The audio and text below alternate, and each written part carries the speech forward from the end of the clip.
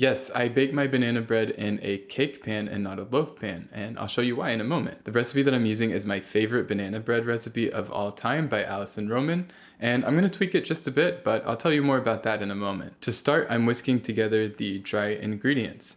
In goes 1.5 cups or 218 grams of flour, 1 teaspoon baking soda, which I like to pass through a sieve to get any of the clumps out, and 3/4 of a teaspoon of salt.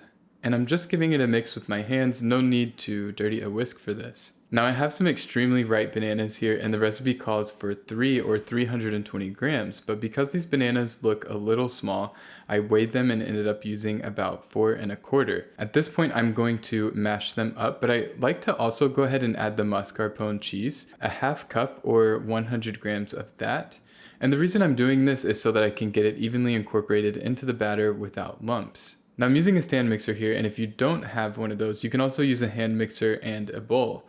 I'm adding white sugar and light brown sugar, a half cup or 110 grams of each, as well as 1 stick of butter, and I'm going to beat them with the paddle attachment on about medium-high, occasionally scraping down the sides until light and fluffy. This will take about 3 to 5 minutes. At this point, I'm going in with 2 eggs at room temperature, one at a time until incorporated, and beating for another 3 to 5 minutes until light and fluffy. And now with the mixer on the lowest possible speed, I'm slowly adding the dry ingredients until just barely incorporated. And with the mixer still on low, it's time to go in with the bananas and the mascarpone until just barely mixed, and I'm actually going to finish this by hand to prevent too much gluten development, which would make the banana bread tough. So at this point, I could bake my banana bread in a loaf pan, which is what would be traditional.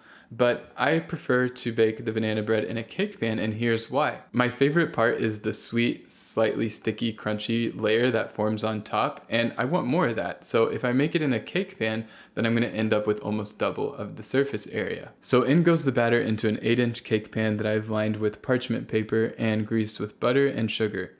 And here's where I slightly modify the recipe for something a bit sweeter and stickier. I'm using 2 bananas instead of 1, cut in half long ways, and I normally add extra sugar, which would be about 4 tablespoons, but I was distracted trying to make this video and I kind of just sprinkled some on top. So just do as I say and not as I did in this instance. 4 tablespoons of sugar. And in it goes into a 350-degree oven, and the visual cues that I'm looking for are when it's puffed up, golden brown, and starting to pull away from the sides of the pan.